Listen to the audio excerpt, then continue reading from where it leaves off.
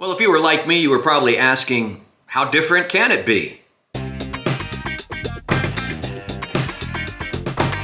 Hi, I'm Bob, and this is Light Night Dial, and today we are going to take a look at Pink Floyd's 2018 remix slash remaster of their classic ? Album, Animals. Just out today. I've given it a quick, but it was a quick but impressive listen just now, and I wanted to come on as soon as I could to give you my initial impressions of the new remix remaster. Let me describe the equipment that I listened to it on. I feel like it's a pretty rocking system. The heart of it is a Technics SUG 700 V1 digital integrated amp. Feeding into that is a MoFi studio deck with a Master Tracker cartridge, which is a nice microline cartridge, and out to two Klipsch Forte 4 speakers, which are just built for rock and roll and built for this record.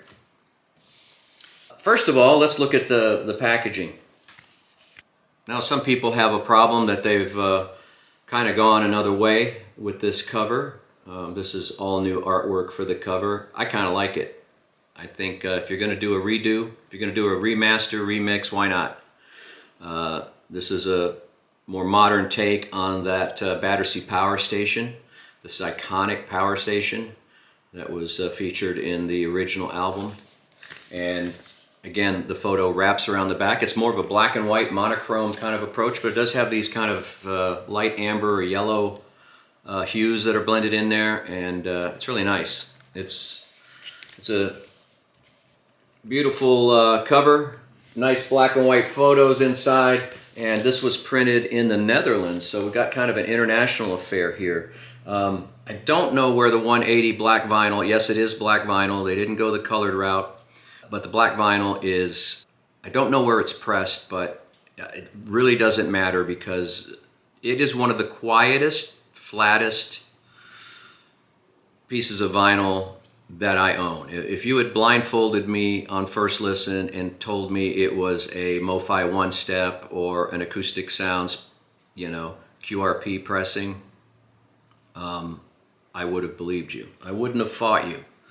It's dead. My copy is dead silent. In fact, when I first put it on and started it, I had to look over at my Technics integrated amp to see if the volume was turned up, because I thought maybe I hadn't turned it up. That's how quiet it was. It was almost CD quiet.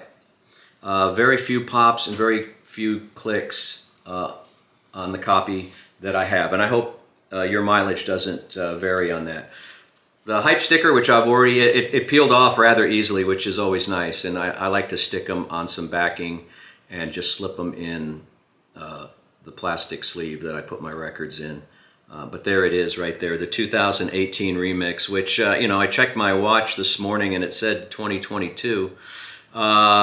Apparently, Roger and David have been, let's call it bickering over liner notes or something, or the booklet or whatever. But this is the hype sticker. It's nice, large format.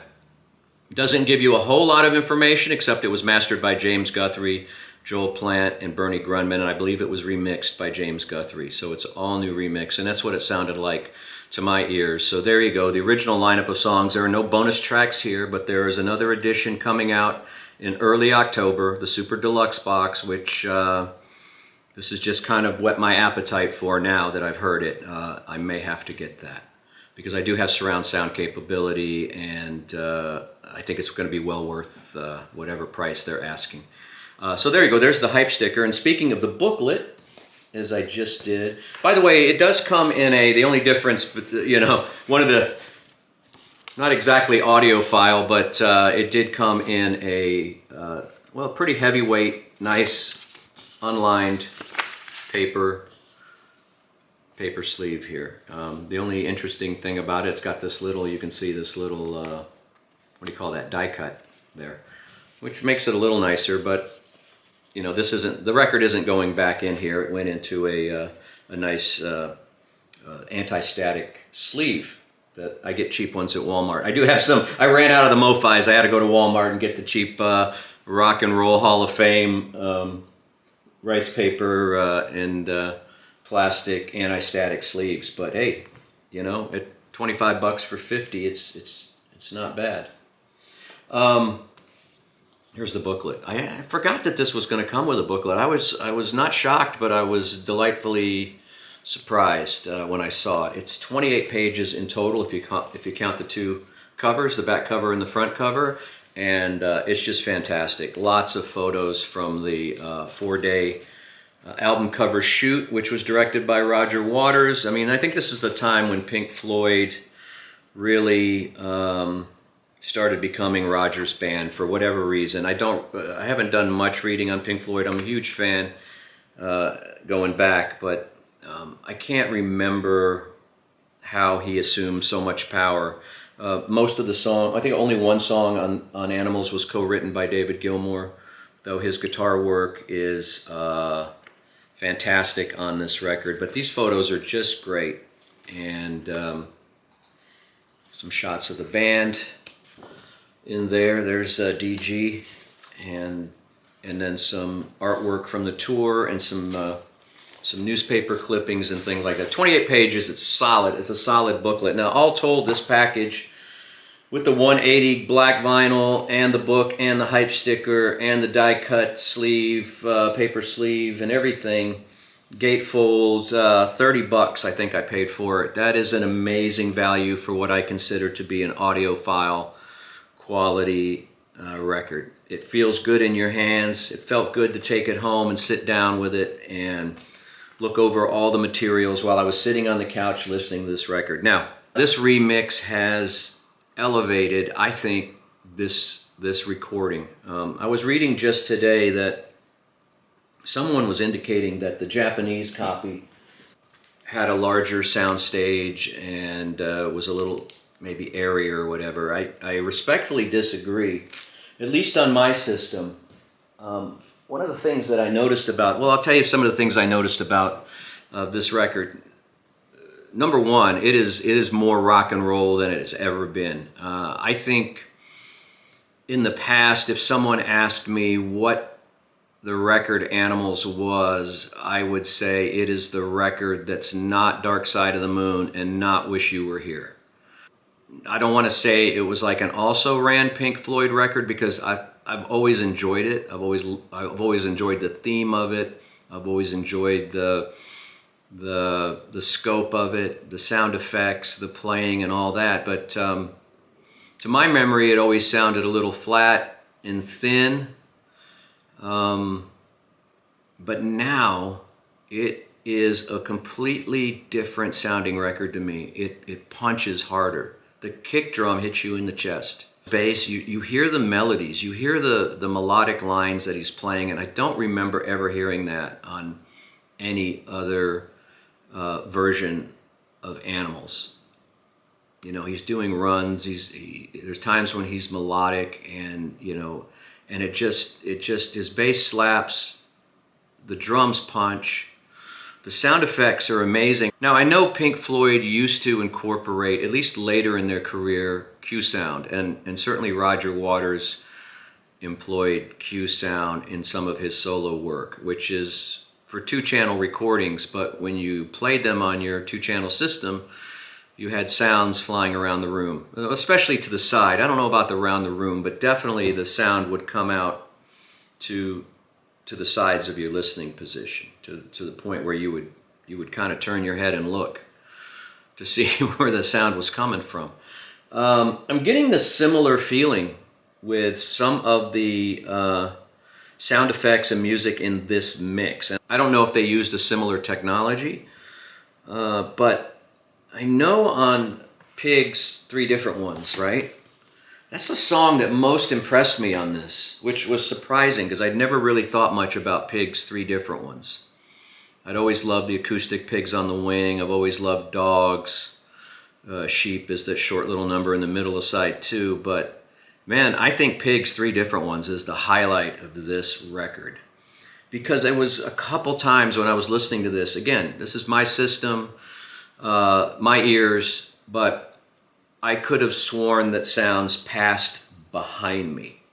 I don't know if I've ever experienced that in a two-channel situation before, where I felt like not only were the sounds coming from behind me, but they actually panned behind my head on Pigs, 3 different ones. And I'm going to go back and critically listen to this album again, probably several more times this weekend, to see if that effect is present on some of the other tracks. But wow, I think this record is now elevated to, if it wasn't before, classic status. I really do. It is a true rock record. You know, Dark Side of the Moon. A lot has been written, much has been said. It set the bar. It's iconic. It's all that stuff. I felt like Wish You Were Here had a funky groove. I really feel like Pink Floyd Animals is a pure rock record. It's a heavy record.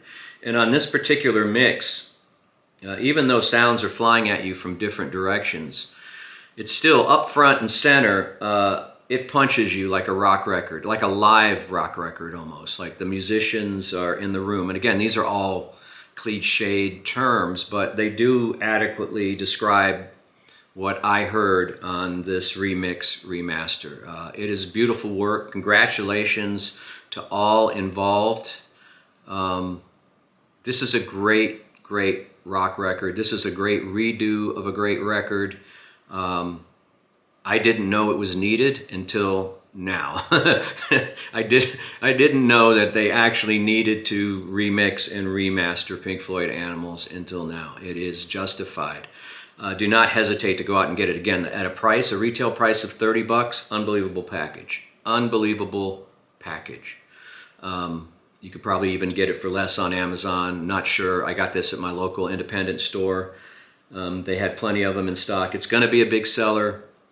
It's going to bring new people to the Pink Floyd universe, and it is much deserved. It's just a reminder, too, of how unfortunate the whole Pink Floyd story is. Interesting, but unfortunate. The divisions involved within the band, imagining what they could have done. But, you know, we have a great canon, a great anthology of records to go back and put this in there as a classic. Put this alongside Dark Side of the Moon now and Wish You Were Here as a deserving place in the Pink Floyd canon. And I've used the word canon 3 times. I hope I used it correctly. That's it. I don't know what else I can say. Maybe they'll treat some other Pink Floyd records this way now that they have the technology. Would love to hear Dark Side of the Moon. I know it was done not too many years ago, redone, but would love to hear it with some of these 3D effects. Let me know in the comments below if you're getting those 3D effects or if it was just my imagination, but I swear on Pigs, 3 different ones, stuff was flying around my room behind my head, all right? Okay? Hey, this is Bob. You've been watching Light Night Dial, and we'll see you back here soon. Get it? Get animals.